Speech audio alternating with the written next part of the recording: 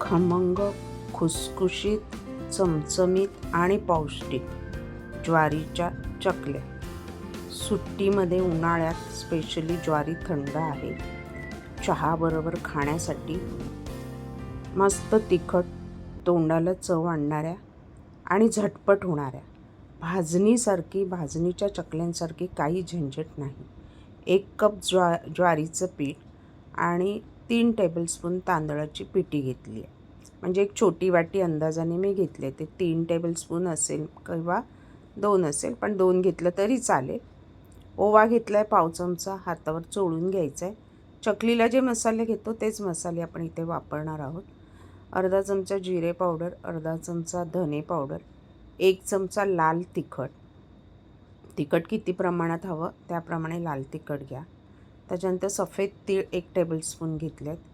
हिंग पाव चमचा हळद, मीठ चवीनुसार.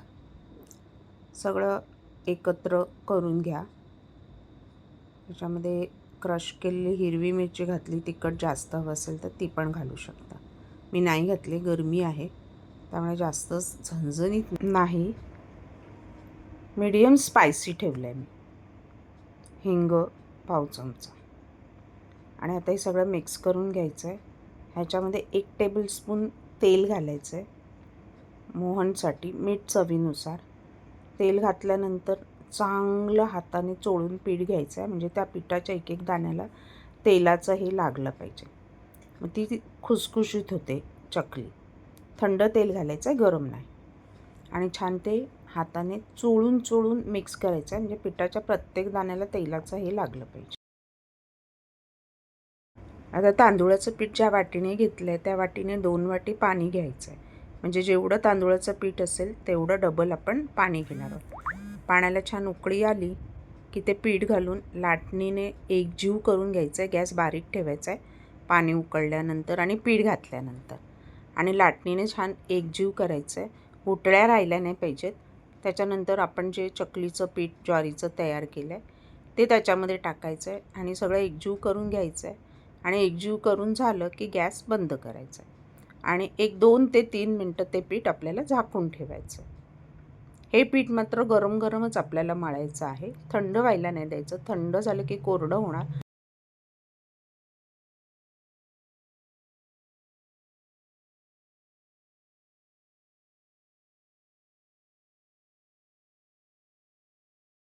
दोन ते 3 मिनटं झाकून ठेवल्यानंतर वाफ चांगली त्याच्यात मुरली पाहिजे.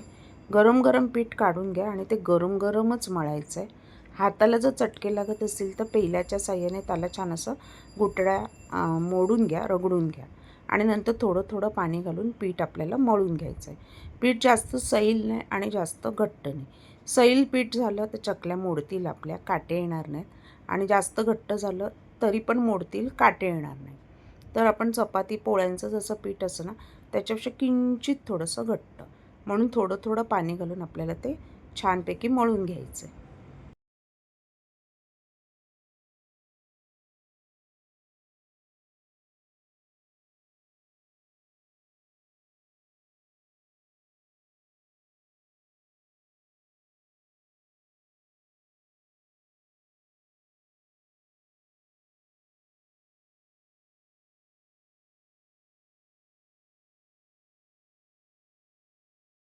पीठ मळून झालं की लगेचच आपल्याला चकल्या बनवायला घ्यायच्या आहेत. पीठ ठेवायचं नाही आहे, नाही तर मग ते पीठ अजून सैल होत जाणार ठेवलं तर, त्याला पाणी सुटून. चकल्या बनवताना ना साच्यामध्ये छान काटेरी चकलीचा साचा घ्या. तेलाचा हात लावून पीठ त्या मोल्डमध्ये भरा. 3 वाट्या घ्या आणि एकावेळी जेवढ्या तळणार आहात ना तुम्ही तेवढ्याच चकल्या पाडायच्या आहेत. सगळ्या पाडून ठेवायच्या नाहीत की ज्वारी थोडीशी कोरडी असते, लवकर सुकते आणि त्या मोडल्या जाते. नॉर्मली आपण भाजणीच्या कशा काढतो सगळ्या एकत्र आणि एकत्र तळतो, तर तसं नाही आहे. ह्याला मात्र जेवढ्या तुम्हाला कढईत सोडायच्यात, एक राऊंड सोडला की मग दुसरा राऊंड अशा चकल्या काढून घ्या. मी 3 चकल्या एकावेळी कढईत सोडणार आहे आणि 3 सोडल्यानंतर 3 परत वाटीवरती काढणार आहे. त्याच्यासाठी मी 3 वाट्या घेतल्या आहेत आणि त्याला तेल लावून घेतलं आहे. साच्यात आता पीठ व्यवस्थित दाबून भरा. साचा बंद करून घ्या. 1 कप पिठाचं बघा पूर्ण साचा भरला, थोडासा गोळा शिल्लक राहिला आहे.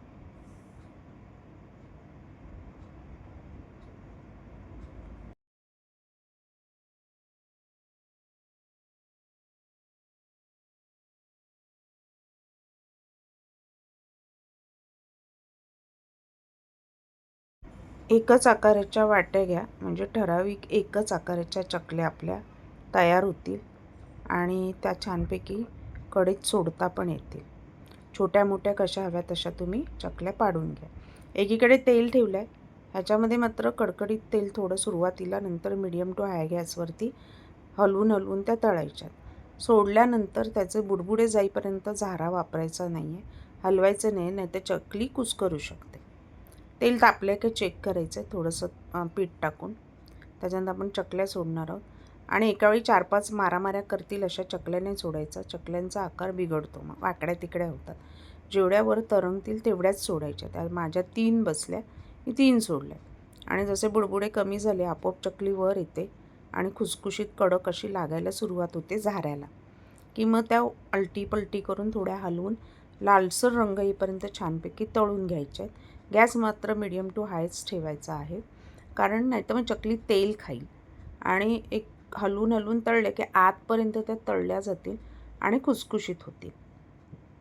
तळण्याची पण एक छान पद्धत आहे. पद्धतशीर पेशन्स ठेवून तळल्या ना की त्या खुसखुशीत पण होतात, मोडत नाहीत आणि चव तर अप्रतिम होते. आपल्या चकल्या बुडबुडे अजून येत आहेत. बुडबुडे कमी होतात जशा त्या छान अशा खुसखुशीत होतात तेव्हा, आणि रंग लालसरतो. तयार आहेत आपल्या ज्वारीच्या चकल्या. एक तोडून दाखवते मी, म्हणजे तुम्हाला कळेल आपली चकली किती खुसखुशीत आणि मस्त झाली आहे ती. तयार आहेत झटपट होणाऱ्या पौष्टिक ज्वारीच्या चकल्या.